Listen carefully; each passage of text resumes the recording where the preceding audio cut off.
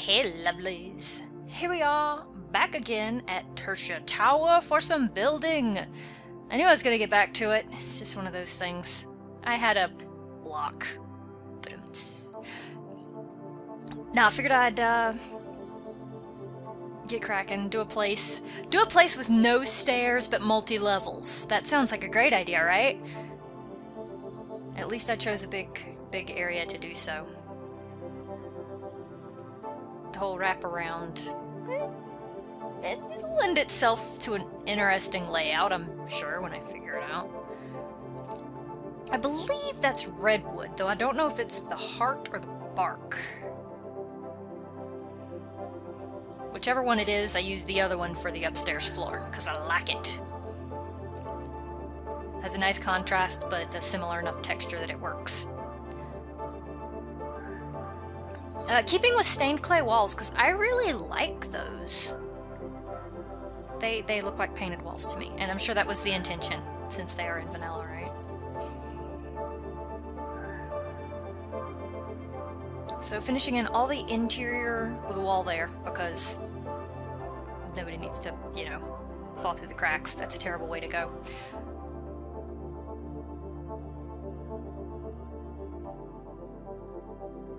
Started doing the floor the same way as I had done the ramp, and I thought about it, I'm like, that's like a terrible idea. You drop anything that rolls on one end of the house and it'll go all the way to the other. So we'll drop back and punt on that. We'll keep part of it just as a walkway down, and then we'll do 3-4 levels. There's the closest level here for the entryway. Second level goes on to the upstairs and will have a couch on it. The next level has the table, and then the bottom level is going to have a kitchen, because that just snuggles right in under the whole wraparound quite nicely.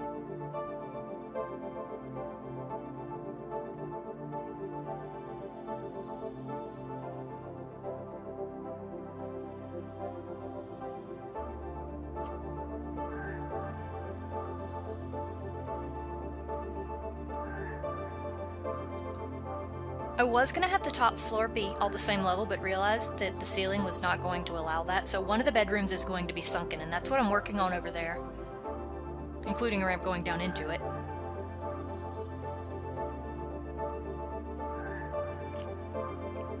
And figuring out the wall after I'd done the drop floor was just a matter of micro blocks. We love micro blocks. And thought this corner would lend itself well, because it's actually, you know, small room size for a bathroom, and it actually lets the shower not be against the glass wall, so you might actually get a little bit of privacy. Watch out. But yeah, it was about somewhere after I got the bathroom a reasonable chunk done that I saw what's coming into view at the top here, where the floor had a step out thanks to whatever building is above it.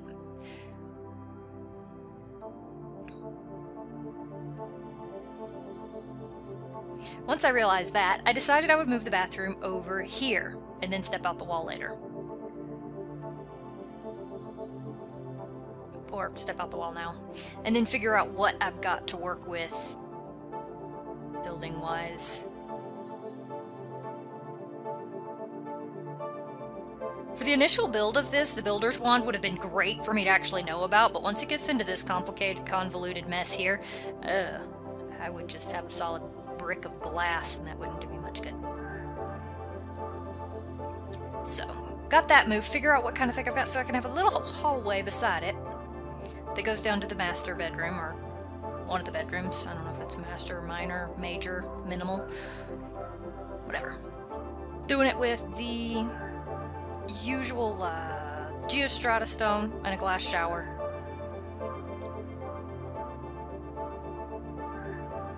Just because I like the glass showers, I don't know why. I'm not sorry. Ha. Did finish it in with the towel and the teeny little towel rack too. I don't know why the glass cuts in right here. Nor do I know why. Okay, so apparently the camera's gonna be hoppy today, and we're gonna go all over the place. I think they found the coffee. Anyway, dealing with the ramp going down into the bedroom, putting in some railing to block off the other ramp. It still gives a nice view. I would thought about walling it in, but I'm like, no, windows are nice. Outside views are great. I think I did just a regular quartz ceiling here. And microblock strips for glowstone on the lights, and did tear out that other bathroom. It makes a nice little, like, bed nook over there. If there were curtains, that would be, like, the most brilliant little thing to put in there.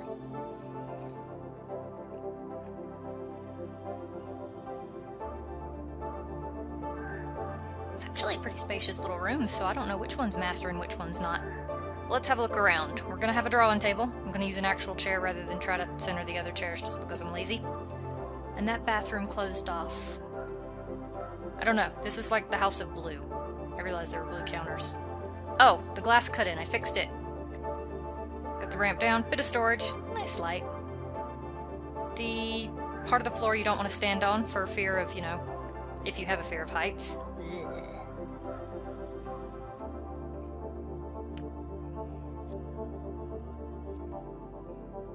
Part of me thinks this could be really entertaining to go down on some rollerblades or something. So we got the entry level. I'm fighting with the chairs. I found out that if you accidentally carpet the wrong thing, you get a tablecloth! I'm sure this is in the Bibliocraft wiki, but you know what? I was really excited to find that out. I tried to do different type of carpet on there, and the chisel carpet doesn't work. So we got a kitchen. It had to be kind of low because of the overhead, which is fine with me.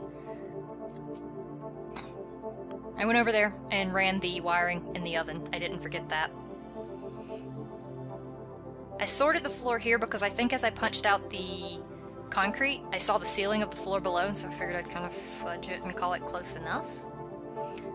And we'll get some plants in the entryway because plants make happy even if they're on the other side of the glass too. And I'm thinking we're gonna do a corner door here. Got ramp access to the elevator too, because what good is it to be able to wheel all over the house and not actually get to the elevator? And those doors drove me nuts. I could not get them to reverse and do the handles differently, but I just kind of let it slide because I liked the finish of it, the redwood.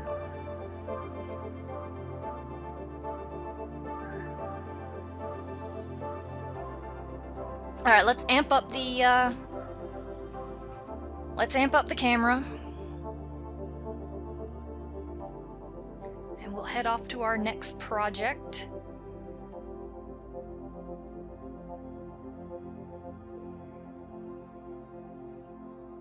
The center thing is like the best for flight-induced people.